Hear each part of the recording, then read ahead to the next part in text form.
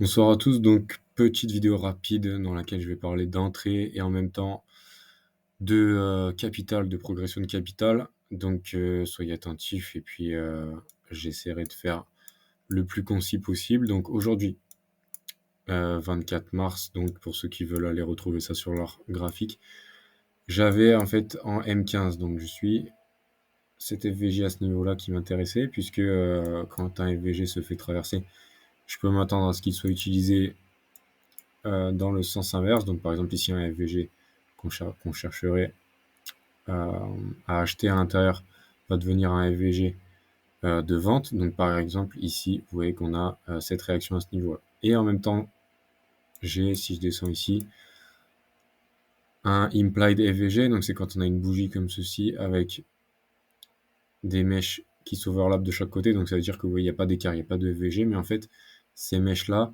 si on descendait en plus petite unité de temps, on irait trouver un FVG plus bas. Donc ensuite, je peux aller sur cette zone. Donc c'était pour vous situer un peu le contexte de cette zone.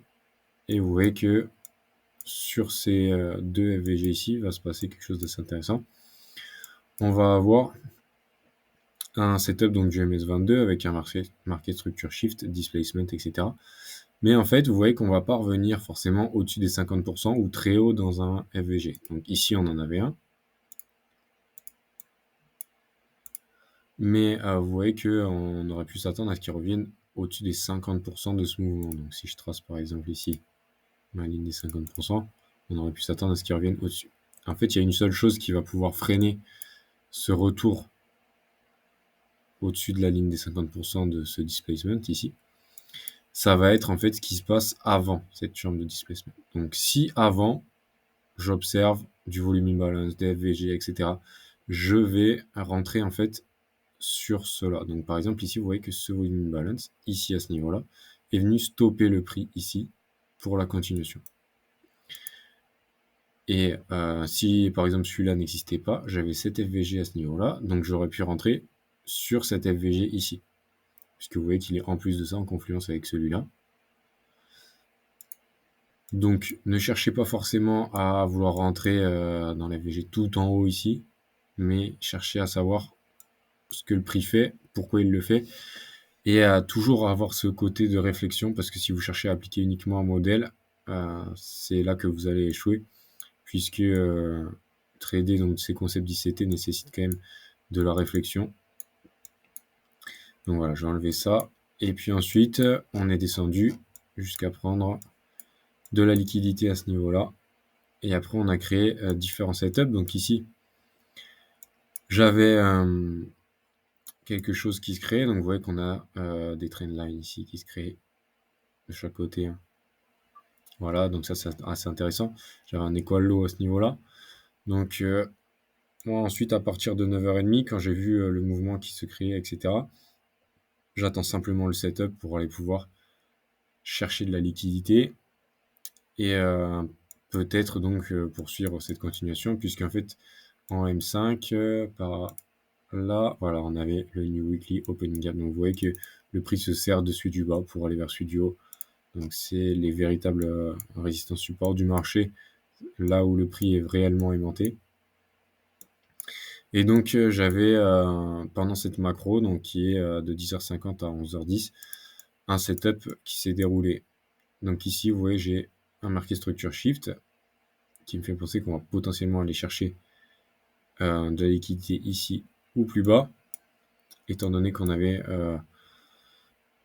ici un double top, donc on vient prendre la liquidité de ce double top avant de pouvoir aller liquider plus bas. Donc on avait la création de la trendline bien sûr, plus un equal low, donc moi je m'attendais peut-être à ce qu'on vienne chercher l'equal low, mais le prix n'a pas voulu. De toute façon, j'avais pris la plupart de mes profits en dessous de ce lot ici, et donc ça, bon, je l'ai partagé sur le groupe tout à l'heure.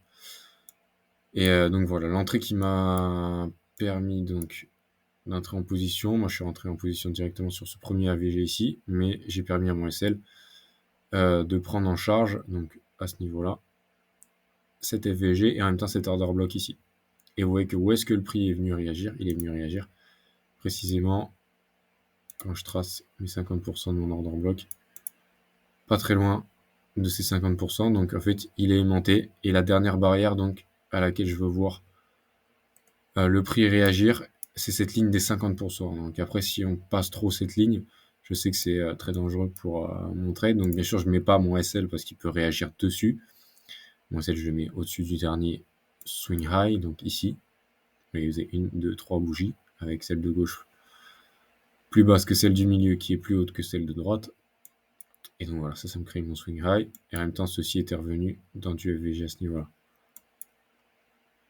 Donc plusieurs confluences pour la vente. Et en plus, on était sur la macro. Et vous voyez que pendant cette macro, on vient obtenir ce mouvement ici que j'attendais donc et qui a permis de faire grimper le capital dont je vais vous parler tout de suite. Et après, l'après-midi, vous voyez, il y a différents modèles d'achat. Donc on vient prendre de la liquidité à chaque fois, revenir dans des FVG. Et on recrée ensuite le même setup et on revient dans du FVG, etc. Ça, c'est vraiment juste de la continuation de tendance pour aller ensuite atterrir dans le New Weekly Opening Gap qu'on avait là tout à l'heure en M5. Donc, il s'affiche pas en M1 parce que les données vont pas jusque là-bas, mais il était bien présent. Et donc, si vous cherchez le nombre de fois où vous auriez pu rentrer sur un FVG pendant ce mouvement, c'est assez impressionnant. Le prix ne vient réagir que sur ça quasiment. Et de façon assez tranquille à chaque fois. Il y avait le temps de rentrer. Donc voilà, ça je vous laisse observer par vous-même, essayer de travailler ça. Je vous encourage aussi à backtester, à avancer sur votre travail personnel, puisque je vois dans le groupe déjà qu'il y a pas mal de personnes qui progressent vraiment, qui commencent à avoir un niveau plus que convenable. Donc je vous encourage à continuer à persévérer dans ce sens. Alors pour parler vite fait de paper trading, donc j'ai commencé le 2 mars, ici, si je descends, hop, vous voyez ici donc le 2 mars 2023, premier trade. Et donc sur ce 2 mars, j'ai pris plusieurs positions. Donc vous voyez, ici à chaque fois, vous avez la plupart des TP que je prends, donc pour vous montrer que je prends bien plusieurs TP. Après ça, généralement, ce sont les TP finales. Voilà. Et puis après, ici, vous avez la progression aussi de mon capital. Donc 104 000, 104 000, 107 000. Vous voyez ici un petit peu de drawdown. 109. On redescend un petit peu de drawdown. Et après, on progresse. 105, vous voyez. Je m'en fais pas, je continue. Et ça, c'était le 17, donc. J'ai fait assez peu de trades sur ce mois de mars, mais vous voyez que même avec peu de trades, on est capable vraiment d'aller assez haut. Donc voilà pour ça à peu près. Et donc après, je suis monté même un peu plus haut. Et ensuite, quand la roue est lancée, c'est vrai que ça accélère assez vite. Vous voyez, 115, 114, toujours un petit peu de drawdown. Forcément, les SL sont toujours présents, si vous les voyez. Hein, voilà, 800, moins 500, etc. Donc c'est des SL, c'est des trail stop des fois où je réduis un peu mon risque. Quand vous voyez moins 500, voilà, c'est pas forcément la taille de mon SL. Et voilà, ce qui me permet d'atterrir à 128 000. Donc si vous faites un ratio rapide, si vous prenez votre capital de départ, qui peut être donc de 1000 euros par exemple, vous voyez que 28%, c'est déjà énorme, ça vous fait 280 euros donc, sur ce capital. Et si vous répétez ça plusieurs fois, il vous suffira de 2 ans pour faire énormément de choses. Et 28%, je vous parle de ça, c'est déjà énorme. Rien qu'avec 10%, vous voyez, j'aurais pu m'arrêter au bout de 10 jours de trade. Rien qu'avec 10%, vous pouvez déjà faire énormément de choses. Donc voilà, je vous encourage vraiment à vous pencher sur la question, à étudier ces concepts d'ICT parce que je vous le dis, c'est très largement faisable si vous arrivez à vous focus dessus, à travailler votre sujet et à persévérer, ça va venir. Et vous voyez là, par exemple, ce mois est un de mes meilleurs mois que j'ai fait depuis que je fais du trading.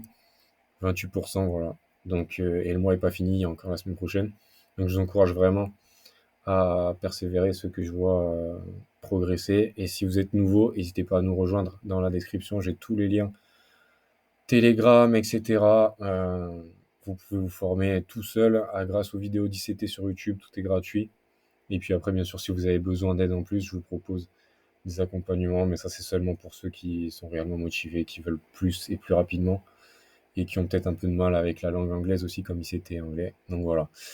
Je vous dis à bientôt pour la prochaine vidéo, et je vous souhaite bon trading et bon backtesting pour ceux qu'il faut.